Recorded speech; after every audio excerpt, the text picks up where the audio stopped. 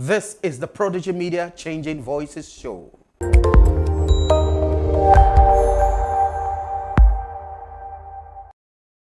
Welcome to the first edition of the Changing Voices Show. I am your host, Toye Wariboko. The Changing Voices Show was created to give entrepreneurs, particularly small business owners, a resource for news, information, and an in-depth interview of personalities who have made it through the startup process and are now achieving success in their areas of endeavor. Our guest on the show today is a lovely and elegant lady. She is a graduate of architecture, an international studied master's degree holder in interior designs. She is also a certified project manager and a national TV entrepreneurship show winner of the season 3 of The Next Titan Nigeria. Ladies and gentlemen, please welcome Marvis Marshall Idio, the CEO of Jacmarvis.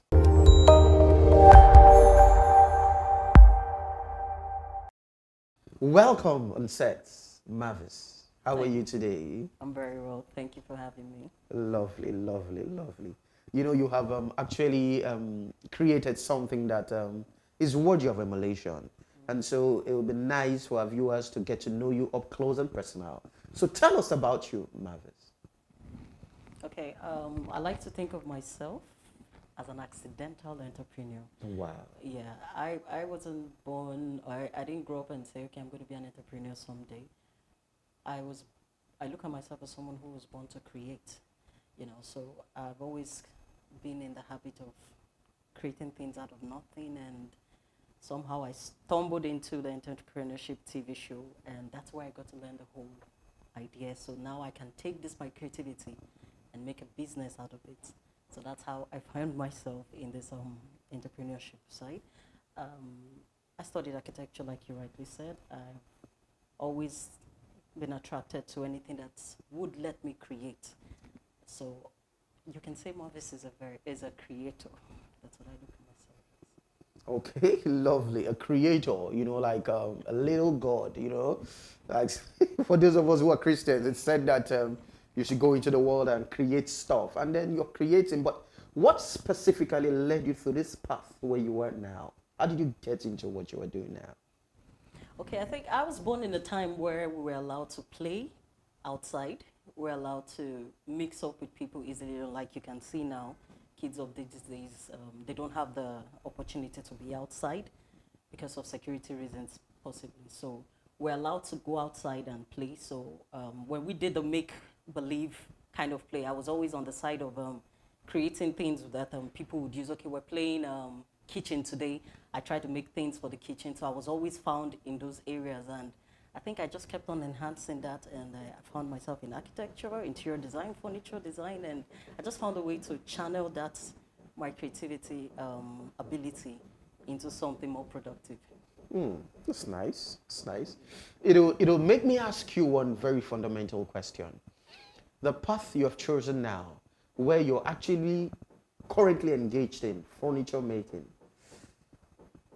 it's a thing for guys. It's a male-dominated industry. How are you surviving in it? You know, a couple of years back, I would have taken this as a compliment. But over time, I've come to realize that that in itself is a limitation. So I don't look at it like I'm in a male-dominated industry. I'm not even a fan of the conversation or the debate that involves equality in gender. I think everybody has the potential to be whatever they want to be. And if you keep limiting yourself with the idea that, okay, this industry is for men, this industry is for women, you actually may not be able to live up to what it is you have been designed to do. So I enjoy what I do. I let my passion drive me. I don't let that idea limit me. Now, the furniture industry is actually a very broad spectrum industry. You know, growing up, yes, in Nigeria, we have not fully utilized or tapped the potentials of it. What areas, what segment of the market are you trying to satisfy, or are you dealing with? What niche are you carving for yourself? Okay, there's something unique about what we do.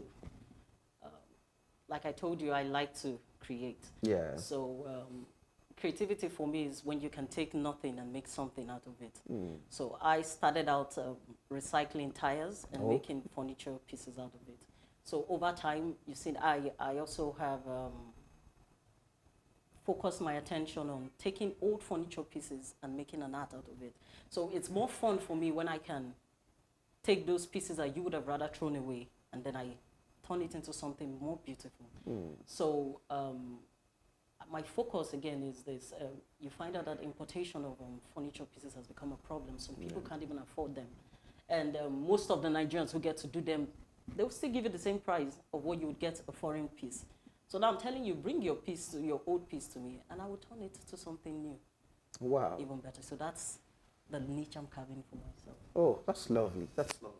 You see, I was going to ask again, there's a slogan that you have been identified with, from arts, from trash to earth.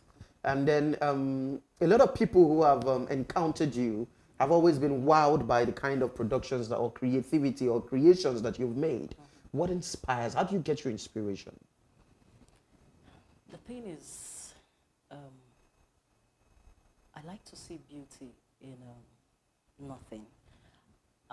What inspired me the most is this. I used to work with a child way back who was supposed to be disabled.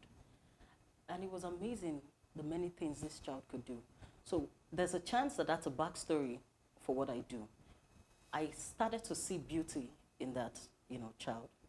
And it actually changed a lot of things about the way I started thinking. And I would see something random and what people will look at it and say, this is rubbish. I start to look at it from a different angle. I'm like, I see beauty in this thing. So my focus now is, how do I make you see that beauty that I'm seeing? So that's what drives me to recreate those pieces. There's a saying that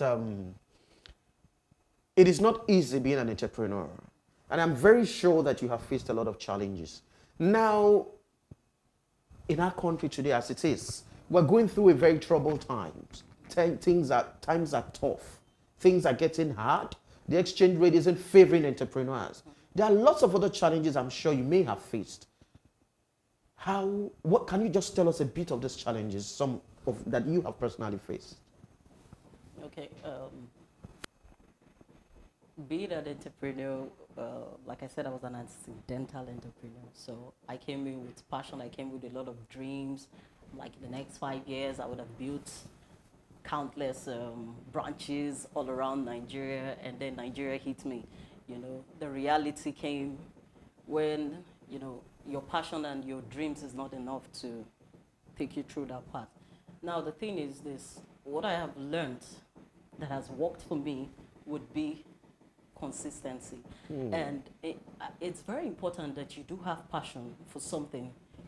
That's, I'm speaking from my own point. For somebody else, it could be something else, So passion has been what kept me going. How I wake up some days and I'm like, I think today's the day I should just give up. But something in me, that little voice that tells you, okay, you have to keep going. After all, you didn't come into this for the profit. So whether the profit is coming or it's not coming, you have to keep going. So I think taking one day at a time, and then I find myself, you actually didn't give up when you should have. So that's been it. Wow. The system, what would you prefer?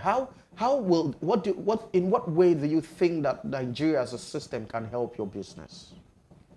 One very important way Nigerians can help the Nigerian business is buying Nigeria. We kind of emphasize how effective this would be for the Nigerian financial world. We kind of overemphasize how important this would be for Nigeria as a whole. If you keep looking down on the Nigerian product, but you keep patronizing even substandard products because you just want to be associated with something foreign, then the Nigerian businesses will keep suffering. So this is something that we need to encourage. I know it started at some point, it had a good effect, but over time it has died down. We need to patronize made in Nigeria products. And over time, you will find out that we would all grow, and then the pressure will become less on us, really, because it's money that makes the business grow. Lovely, lovely. So, your training as an architect, first degree, as you mentioned earlier, now we all know, how has that helped you in terms of co-opting the business? The reason for this question is simply because these days children don't see the need to go to university anymore. A lot of them feel like, come on, if somebody can just make up and do music and make money, or they go to do drugs or do that. You see a lot of people who are uneducated making money, I don't know, I can't say legally, a lot of them illegally. And then with the advent of digital money now, crypto and all that, people are now asking questions, especially the young ones. Do I really need to go to school? So to answer that question from your perspective, has your study as an architect helped you in any way to make your business better?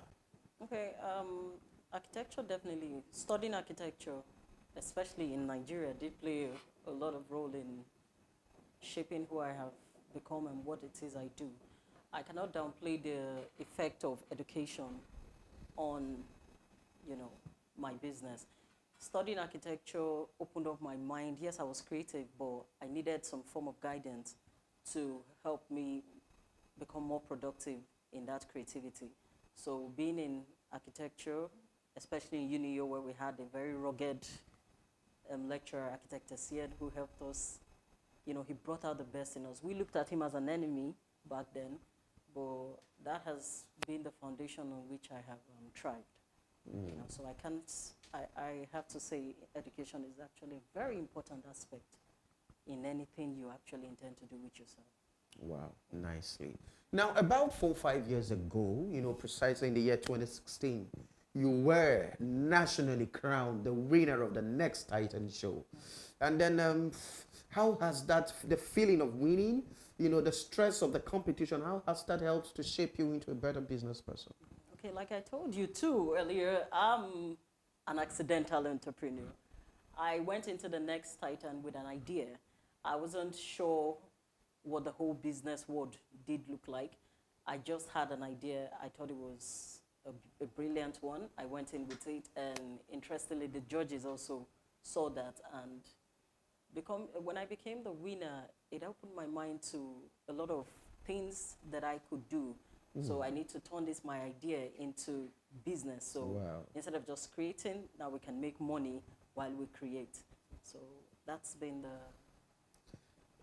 the whole shenanigan thing in the whole kitty. So now, one other very intriguing aspect of your business is the fact that some of your pieces, your furniture pieces, are named after African-themed names. What inspired that?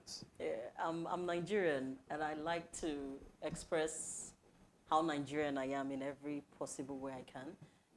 We have different pieces. We have Agu, we have Olayinka, which is our most famous sofa set. Yeah, so Olayinka means born into wealth. So when we saw the piece, there was no better way to express how we felt about that particular chair. So we assume when it comes into your space, it comes with all these, with the full meaning of the name Olayinka. Its endowments. Yeah, so that's how I just like the Nigerian name. Wow. Now, one thing we're gonna be looking at is the fact that furniture making is not an easy task. Apart from the creativity, there has to be precision. There has to be the struggle with dealing with suppliers, workers, and all that. How do you deal with all the stress?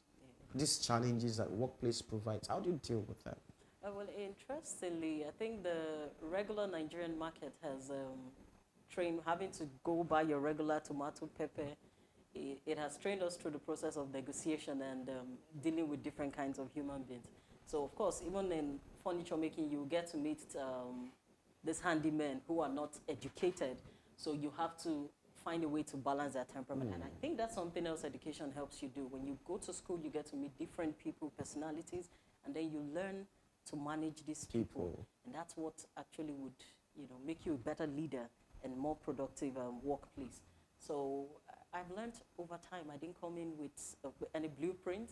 So it's been one step at a time, and then I learn today, I delete what I thought I had yesterday, and it's a continuous process. So that means continuously learning and continuously trying to improve the system.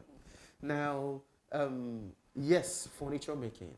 A woman doing absolutely nice. You know, there's a Nigerian who I recall was in this space, the former MD of First Bank, Ibukun Awosika. You know, she used to be a furniture piece. And then you rarely find women. Is it something women can get into, and how can they actually become successful in it? The Nigerian environment specifically poses some level of limitations on the feminine Gender. Yeah, feminine gender.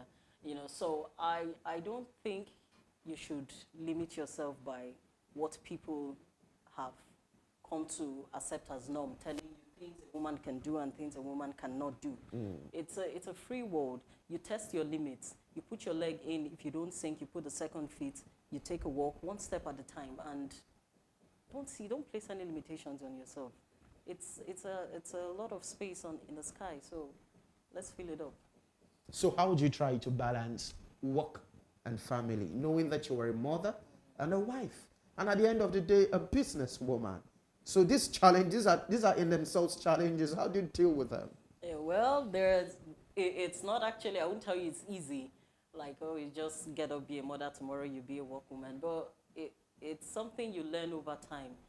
Knowing that this aspect of my business, I love my business, so I put a lot of energy into it. I love my family, I put a lot of energy into it. So it's, finding that balance. Today, I need to be a mom, I'll be a mom. Today, I need to be a businesswoman, I'll be a businesswoman. So I have to find that balance. I don't let anyone suffer. When the whole attention needs to be in the family, I throw all of it in there, because you have people who work too. You're a team, so you can't do it alone. Yeah. So the day you have to be here, you have people who would hold down this other aspect for you. What do you think as a lady can help a whole lot of ladies become successful in the workplace or in the business sector? Passion is very important, because that's something that will keep you going when every other thing doesn't seem to be coming through. That's what has kept me going. So there are times when you would fail. Yeah, severally. Sure. You would fail. But you have to have a focus as to what it is you want to achieve. For me, it's my dream. I want to be able to create a furniture house where people can come in and get whatever furniture piece they want, made in Nigeria at the most affordable price. Wow. So when I fall, I still remember that dream. And if I stay down, I can't achieve it. So I pick myself up again with the tears, with the wounds, and then I keep going. So you must have something that drives you. Don't just enter because you want to make money. Indeed, it's been very interesting. It's been very revealing.